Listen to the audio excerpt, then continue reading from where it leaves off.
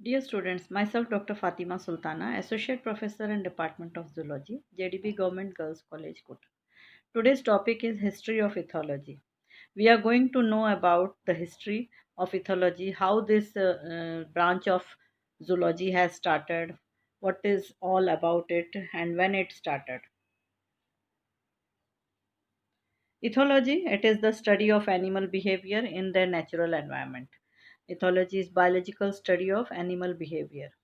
जो नेचुरल वातावरण है उसमें जो एनिमल्स का बिहेवियर है, किसी भी तरह का एनिमल हो, चाहे वो पेट एनिमल हो, डोमेस्टिक हो, वाइल्ड एनिमल, हर एक का अपना एक बिहेवियर होता है। आप सब जानते हैं, अगर आपने एक सिंपल सा अपना एक पेट की तरह डॉग भी अपने घर पे रखा है तो आप उसके हर बिहेवियर को देख कर के ऑब्जर्व करते हैं कि कैसे वो खाना खाता है, कैसे पानी पीता है। ये तो this is all what is known as ethology. Animal behaviour को हम इथोलॉजी कहते हैं। Now, how this started, how this branch of the zoology has started, the history of ethology is as old as prehistoric man. मतलब जितना पुराना हमारा human culture है उतना ही पुराना इसका भी हिस्ट्री है बिहेवियर ऑफ एनिमल्स का। क्योंकि आप सब जानते हैं पुराने ज़माने में मतलब प्री हिस्टोरिक मैन जो था वो अपना भोजन पका के नहीं खाते थे, वो हंट करते थे, यानी शिकार करते थे और उसको खाते थे वो। धीरे-धीरे उन्होंने जो है आग के बारे में पहचाना, आग जलाना सीखा और फिर खाना पकाना और फिर उस भोजन को खाना। तो आप समझिए कि ये इथोलॉजी भी उतना ही पुराना है क्योंकि जितने भी ये हम पुराने ज़माने के बारे में जो जानते हैं वो किसके वजह से जानते हैं। जो गुफ़ाएँ हैं उनके अंदर जो कार्विंग्स हैं या पेंटिंग्स हैं जो उन्होंने गोद करके बनाए हों उनको देख कर के ही हम पहचान सकते हैं कि ये शिकार कर रहा है या उनका क्या बिहेवियर ह्यूमन बिहेवियर क्या था, ये सब हम उस कल्चर से ही पहचान पाए हैं। तो उसी से हमें पता चल रहा है कि श ह्यूमन जो है शिकार कर रहे हैं अपने भोजन के लिए और फिर उन्हें उन जानवरों से डर भी रहता है। क्योंकि कई जानवर खतरनाक होते हैं, कई जो है वो नहीं होते हैं। तो इसका मतलब इंसान ने तब भी जानवरों को पहचानना, समझना शुरू कर दिया था। And what is this? This is what ethology is. Animal behaviour को ही हम इथोलॉजी कह रहे हैं। तो तब भी वो एनिमल्स को पहचान रहे थे, समझ रहे थे और अब भी हम वही फॉलो कर रहे हैं। तो व्हाट आई वांट टू से is that the history of ethology is as old as prehistoric times and this fact was revealed by the paintings on the walls of excavated caves of that time. Aristotle सबसे पहले हम इनके बारे में बात करें 372 BC में। ये ग्रीक फिलोसोफर थे and for the first time he wrote a book on Historia Animalium. इसका मतलब द हिस्ट्री ऑफ एनिमल्स। तो एनिमल बिहेवियर के ऊपर जो सबसे पहले किताब जो छपी थी वो इस ग्रीक फिलोसोफर एरिस्टोटल की हिस्टोरिया एनिमलियम, जिसमें उन्होंने हिस्ट्री ऑफ एनिमल्स के बारे में लिखा था। He collected information on animals and wrote that animals possessed insight and love for families. उन्होंने इस बुक के अंदर जितने भी उन्होंने एनिमल्स को ऑब्जर्व किए उन सबको जो है इसके अंदर उन्होंने मेंशन किया और उन्होंने बताया कि कैसे हर एनिमल का जो है अपना एक फैमिली होता है और उस फैमिली के प्रति उनका प्यार क्या है, कैसा होता है, यानी caring and protection for their own families. उसके बाद 17th सेंचुरी में विलियम हार्वे, इन्होंने this scientist studied breeding, nesting and incubating behaviour of many animals, birds, कई पक्षियों के उनके ब्रीडिंग बिहेवियर को, उनका नेस्ट किस तरह का नेस्ट वो बनाते हैं, इंक्यूबेटिंग बिहेवियर यानी अंडों को कितने दिन तक सेकते हैं, कितने दिन में उनका बच्चा बाहर आ रहा है, चूज़ा बाहर आ रहा है, ये सारा इन्होंने स्टडी किया था विलियम हार्वे ने 17th सेंचुरी में। फिर उसके बाद आया 1720 से लेके 93 तक गिलबर्ट वाइट। उस काल में जो है ये जो नेचुरलिस्ट हैं इंग्लैंड के, इन्होंने मेटिकुलस ऑब्जर्वेशंस किए कई ये जो बिहेवियर ऑफ स्वैलोस, जो स्वैलोस हैं चिड़िया है ये, तो ये जो चिड़िया है इसमें नर जो है, नर चिड़िया वो नेस्ट बनाता है, अपना टेरिटरी मार्क करता है और फीमेल्स को अट्रैक्ट करता है। तो इस तरह का सारा बिहेवियर जो है वो गिलबर्ट वाइट ने देखा था। फिर हमारे चार्ल्स डार्विन के बारे में आता है।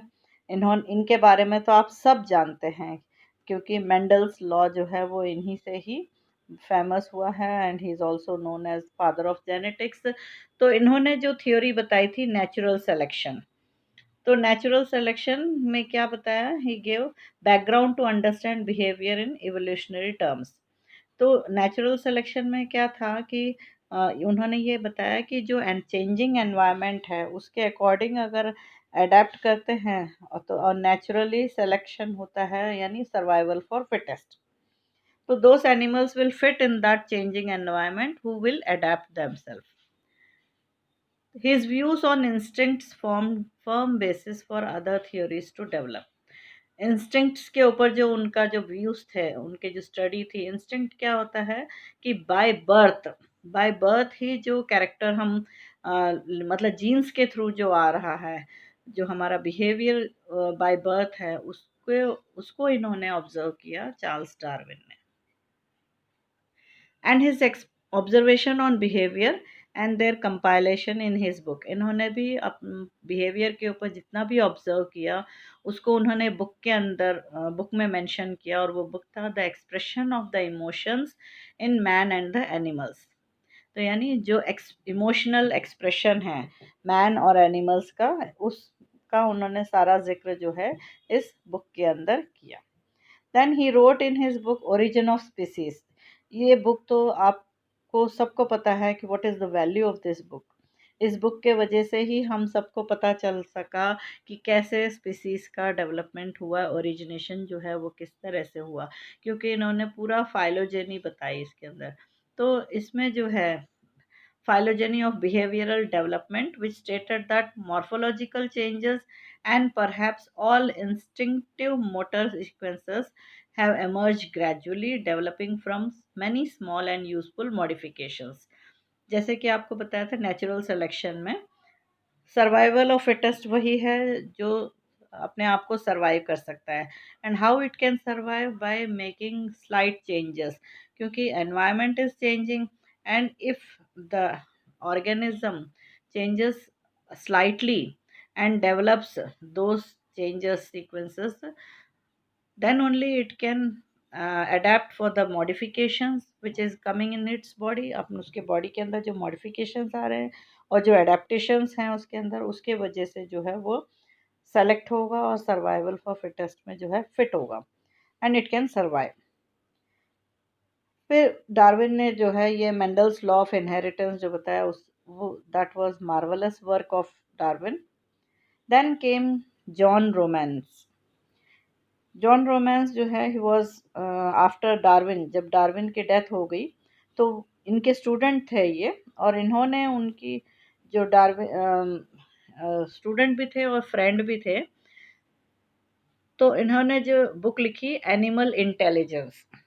इस एनिमल इंटेलिजेंस में उन्होंने एनिमल्स के जो बिहेवियर है, उनके इंटेलिजेंस है, यानी किस तरह से वो उस एनवायरनमेंट में जहाँ वो रहते हैं कैसे उसको फिट हो रहे हैं, ये सारा जो है उन्होंने इस बुक के अंदर उनके ऑब्जर्वेशंस को लिखा, एनिमल इंटेलिजेंस।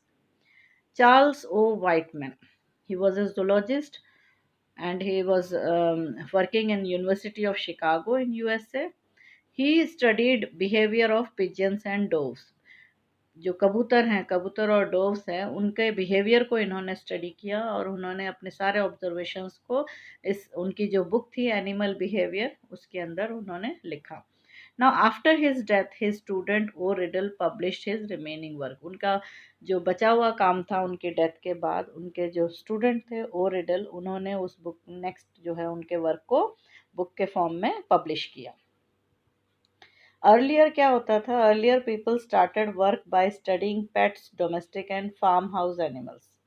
यानी जो पेट्स हैं घर में और जो डोमेस्टिक एनिमल्स हैं जैसे कैमल है, हॉर्स है, काऊ, और फार्म हाउस एनिमल्स जैसे डक्स हैं, या फिर ये जो गाय बकरियां वगैरह हैं, ये सारे जो एनिमल्स हैं उनके बिहेवियर को देखते हुए जो है ऑब्जर्व करना शुरू किया इन्होंने। फिर नेक्स्ट आते हैं Oskar Heinroth. Oskar Heinroth was a German zoologist. He studied waterfowls, जो बर्ड्स हैं जो वाटर में रहते हैं, उनके बिहेवियर को स्टडी किया और उन्होंने अपनी बुक इथोलॉजी ऑफ एनाटीडिया में उनको मेंशन किया।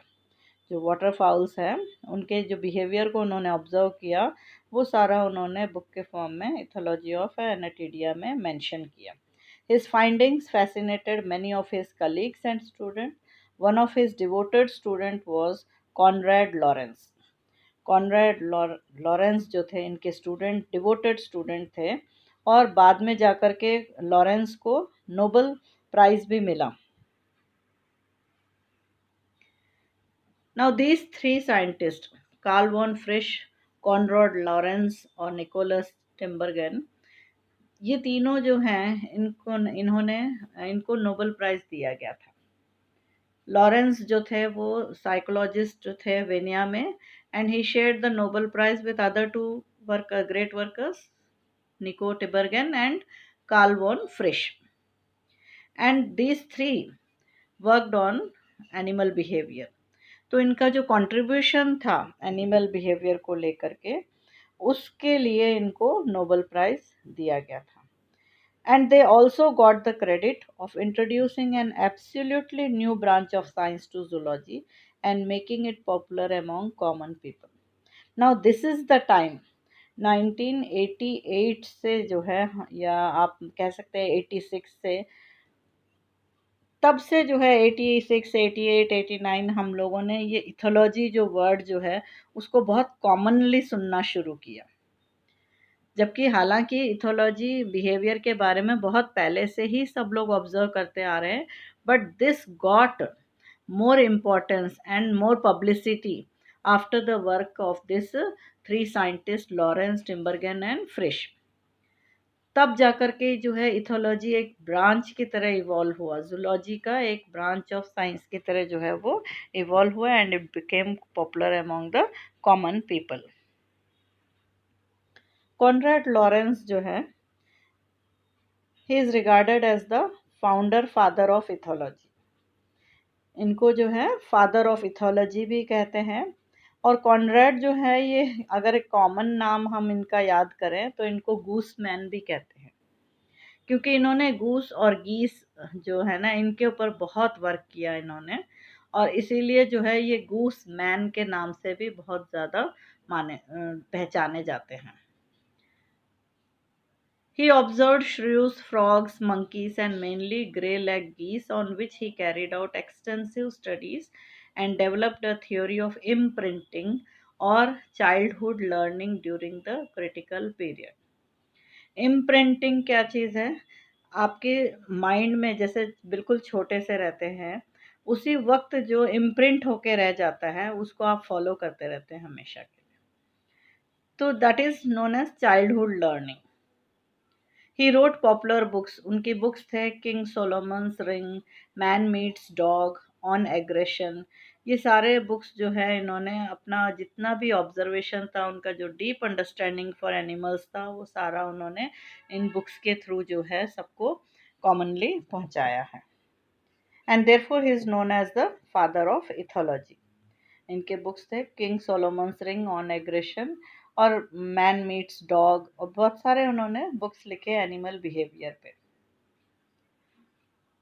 आप सब ने देखा होगा दिस कॉमन बिहेवियर, जो मदर गीस है वो आगे आगे चलती है और उनके बच्चे पीछे पीछे चलते हैं। फिर बाद में अगर आप देखें तो ये जो इम्प्रिंटिंग है, ये बच्चे जो है इनको फॉलो करने लग गए। जो लॉरेंस हैं उनको फॉलो करते चले गए, इसीलिए जब भी ये चलते थे ना तो इनके पीछे पीछे जो गूस है उनके चिक्स जो है वो चलते हुए दिखाई देते थे, और इसीलिए इनको गूस मैन के नाम से जाना जाता है।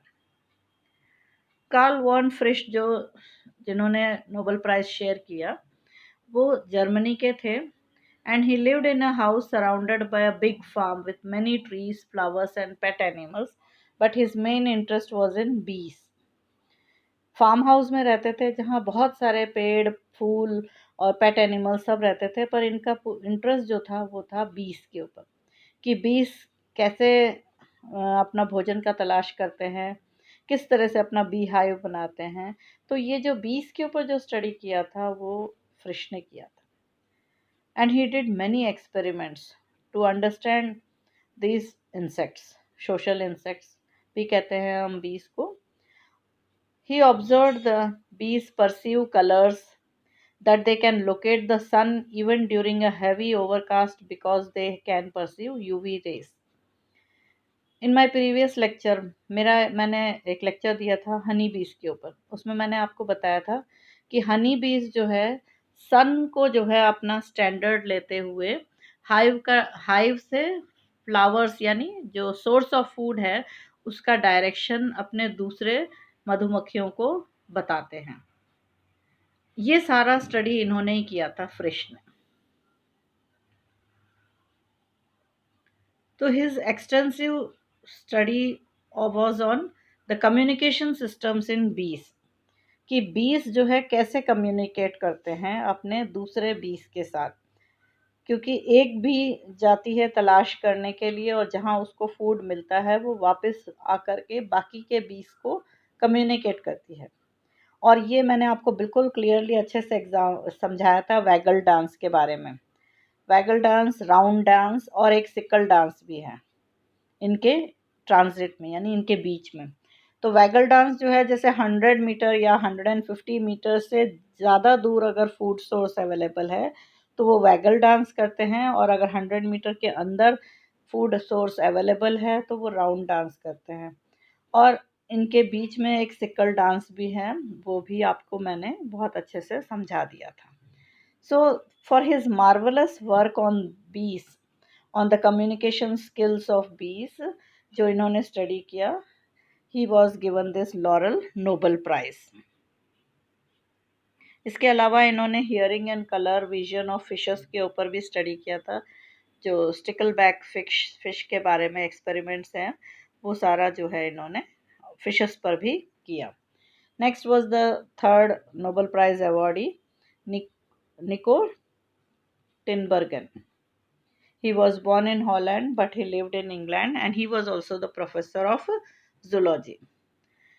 इन्होंने जो स्टडी किया था वो था studied variety of animals from butterflies and digger wasps to three-spined stickleback and gulls in their natural habitat. इन्होंने बटरफ्लाइज पे और डिगर वास्प पे और जो स्टिकल बैक फिश है और गल्स बर्ड्स जो है इनके ऊपर जो है अपने ऑब्जर्वेशंस किए उन्होंने, जो नेचुरल हैबिटेट में वो किस तरह से बिहेव कर रहे हैं। वो सारे ऑब्जर्वेशंस उन्होंने कई बुक्स में जो है मेंशन किया, और वो उनके बुक्स एनिमल बिहेवियर के ऊपर थे जो हम लोग अब आज भी पढ़ते हैं। So his book animal behaviour के अलावा जो दूसरे बुक्स थे उनके थे the study of instincts, the animal in its world, social behaviour in animals. ये सारे जो है इथोलॉजी जो ब्रांच है उसके लिए मील के पत्थर का काम कर रहे हैं, क्योंकि इन सारे बुक्स के वजह से ही जो है जितने भी बुक्स लॉरेंस ने लिखा या टिंबरगन ने लिखा, इनके जो बुक्स थे उनके बुक्स से ही हमें उनके सारे ऑब्जर्वेशंस के बारे में हमें पता चल रहा है, और हम एनिमल्स को समझ पा रहे हैं कि किस तरह के एनिमल बिहेवियर्स होते हैं। His contribution on the details of sign stimuli which are needed to elicit a specific instinctive behavior is still appreciated.